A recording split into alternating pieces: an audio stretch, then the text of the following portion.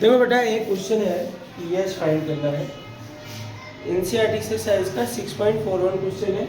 The concentration of hydrogen ion in sample of salt drink is 3.8 into 10⁻³ what is it's pH. ये बताइए दिया गया है। सबसे पहले जब आप सोल्यूशन करने चलते हैं तो पहले क्वेश्चन पढ़ने के बाद आपको जो चीज़ें गिवन है वो लिख लिया करो। हाइड्रोजन आयन कंसंट्रेशन यहाँ पे दिया हुआ है, कितना है बेटा 3.8 into 10⁻³ मोल, राइट है कि नहीं। आप बताइए पीएच निकालने को कर रहे हैं, दिया तो यही चीज़ है, पीएच निकालने कर रहे हैं। पीएच इक्वल क्या होता है minus log H plus ion concentration. अब क्या करना आपको, एच प्लस आयन कंसंट्रेशन की जगह वैल्यू रखना और क्या करना 3.8 into 10⁻³। ठीक है ना बेटा। तो ये लॉग की प्रॉपर्टीज है। लॉग की प्रॉपर्टीज क्या कहती है, जिससे बेटा log a into B is equal to किसके होता है log a plus log b। तो यहाँ क्या करूँ बताओ, माइनस लॉग है 3.8 इंटू 10⁻³ तो क्या लिखूं बताओ माइनस लॉग 3.8। ये पहला वाला पार्ट होगा ए वाला, और ये वाला कौन सा पार्ट है बी वाला। तो मल्टीप्लाई में क्या लगता है प्लस साइन लगता है माइनस लॉग 10⁻³ ठीक है ना। फिर बेटा एक चीज बताओ मुझे कि लॉग जैसे एक बताया था लॉग ए की पावर बी क्या होता है बी लॉग ए होता है। तो यहाँ भी लॉग की प्रॉपर्टी लगा ले, लॉग 10⁻³ है तो -3 आके मल्टीप्लाई हो जाएगा आगे, -3 और माइनस कितना होगा +3 हो जाएगा। अच्छा और यहाँ पे log 3.8 की वैल्यू हमने दे रखा है तो माइनस साइन तो रहेगा उसका 0.5797 ठीक है ना बेटा, और प्लस 3 log क्या हो जाएगा log 10 की वैल्यू होती है 1 तो क्या होगा -0.5797 प्लस 3। बस 3 में से इसको माइनस कर दो बेटा, 2 पॉइंट कितना आएगा 2.4203। ये इसका पीएच होगा, नोट कर लो फटाफट। फिर अगले क्वेश्चन पे आते हैं हम। सुनो बेटा ये जो क्वेश्चन है ये आपका 6.42 है, ये तो पुरानी बुक के अकॉर्डिंग 7.42 है। अगला क्वेश्चन पीएच से रिलेटेड है, इसका उल्टा है। इसमें आपको H प्लस आयन कंसंट्रेशन दिया था, क्या निकालना था पीएच, और यहाँ पे क्या था पीएच गिवन है और H प्लस आयन उसका उल्टा। तो क्या करेंगे बेटा इसका सलूशन देखो, आपको पीएच गिवन है 3.76 तो यहाँ पे पीएच इक्वल टू क्या लिखेंगे minus log H plus ion concentration. मैं एक चीज आपको और तरीका बताऊं, यहाँ पीएच की जगह लिख दो, 3 सॉल्व करने का तरीका सीखो। लॉग माइनस हटा दिया, लॉग 1/H प्लस आयन ठीक है ना। फिर 1/H plus ion is equal to क्या होगा, लॉग इधर आता है क्योंकि नेगेटिव में थोड़ा सा आपको दिक्कत होगी इसलिए मैंने तरीका आपको बताया। लॉग इधर गया तो क्या होगा बेटा एंटी लॉग 3.76। अब एंटी लॉग हम आपको समझाते हैं कैसे एंटी लॉग निकालते हैं, फिर हम आपको वीडियो कंटिन्यू करते हैं। पहले एंटी लॉग निकालना, वैसे आपको एंटी लॉग दिया है क्योंकि लॉगरिथम टेबल बुक एग्जाम में अप्लाई नहीं होती तो एंटी लॉग इसका आपका दिया रहेगा, तो आपको एंटी लॉग समझाते हैं पहले। चलो इसको देखो, एंटी लॉग जैसे करना है आपको, डेसिमल के इधर क्या है 3, जो भी डिजिट होगा 10 की पावर में चला जाएगा उसमें एक ऐड करेंगे। यहाँ पे डेसिमल के लेफ्ट में कितनी डिजिट है 3, वो 10 की पावर 3 हो गया, उसमें एक ऐड कर दिया तो क्या होगा 10 की पावर 4।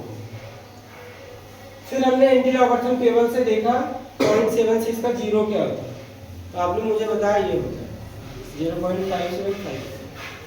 हमने क्या कर लिया 1 + S + R = 5.75 पर इंटू 10 की पावर 3 कर लिया। अब क्या करेंगे S + I = किसके होगा, आपको S + I निकालना ना 1/5.7 5, इसको 5.6 कर लेते हैं, इंटू 10 की पावर 3। ऊपर गया बेटा तो ये क्या होगा मतलब 10 की पावर -3, ये तो ऊपर चला गया। और ये हो गया आपका 10/56। मेरे बच्चों 10/56 हुआ, तो डिवाइड कर लो 56 से, पहले डेसिमल तो 100 आ गया, तो क्या जाएगा 1 जाएगा। 56 कितना आ गया 44 आ गया। फिर 0,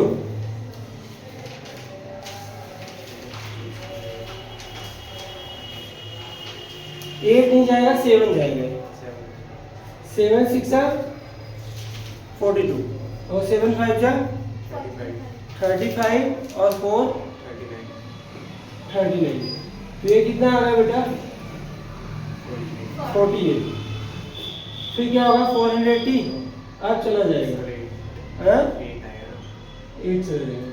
तो बताइए x प्लस n कंसिडरेशन कितना आ गया बेटा 0.178 इंटू 10 की पावर -3, तो 1.78 इंटू 10 की power -4। This is the expression, right. आगे से में कैसे सॉल्व होगा, लिखना बेटा dissociation constant of weak acid, heading है dissociation constant of weak acid.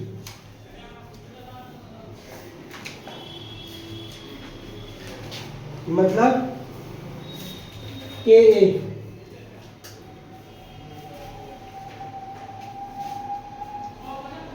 consider a weak acid HX undergoes, weak है तो क्या होगा कंप्लीट डिसोसिएशन होगा या पार्शियल Ka है। Consider weak acid HX undergo partial dissociation. Undergo कहाँ पार्शियल डिसोसिएशन।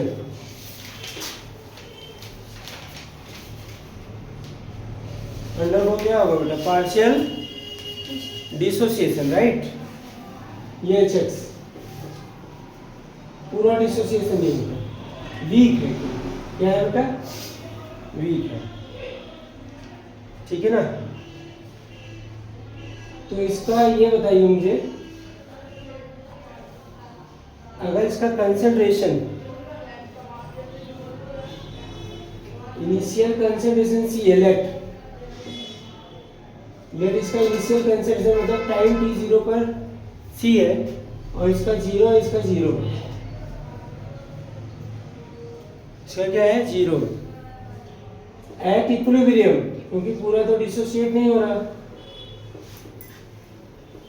मान लीजिए C डैश कुछ अमाउंट इसका डिकम्पोज हो गया C डैश, ये बनेगा कितना C डैश बनेगा, ठीक है। क्या बनेगा C डैश बनेगा। यहाँ जो C डैश है वो C अल्फा के इक्वल है, ऐसा क्यों। हमने आपको पढ़ाया था डिग्री ऑफ डिसोसिएशन जो होता है अल्फा, डिसोसिएटेड अमाउंट अपॉन क्या होता है टोटल कंसंट्रेशन, मतलब ये डिसोसिएटेड था C डैश, ये तो फॉर्मूला बताया था ना अपॉन टोटल, इसलिए C डैश इक्वल टू किसके है बेटा C अल्फा। इसलिए यहाँ पे क्या होगा जरा बताओ C माइनस C अल्फा, यहाँ क्या बनेगा C अल्फा C डैश, यहाँ भी क्या बनेगा C अल्फा। अच्छा मुझे बताओ यहाँ पे इक्विलिब्रियम कांस्टेंट एसिड का किसके इक्वल होगा जरा बताओ, H पॉजिटिव इंटू समझ लो, फिर नोट करो X नेगेटिव अपॉन किसके होगा बताओ HX के इक्वल होगा। तो मुझे बताओ H पॉजिटिव का कंसंट्रेशन कितना है C अल्फा और X का भी कंसंट्रेशन कितना है C अल्फा, और C इसका कॉमन ले लिया क्या हो जाएगा 1 minus alpha, 1 minus alpha, right. तो Ka इक्वल टू क्या होगा C square alpha square 1 minus alpha. पहले बेटा समझ लो फिर नोट कर लेना। ये देखो एक सी से कट गया तो क्या हो गया C alpha square upon 1 minus alpha. ये बेटा डिसोसिएशन कांस्टेंट का फॉर्मूला। अब सुनिए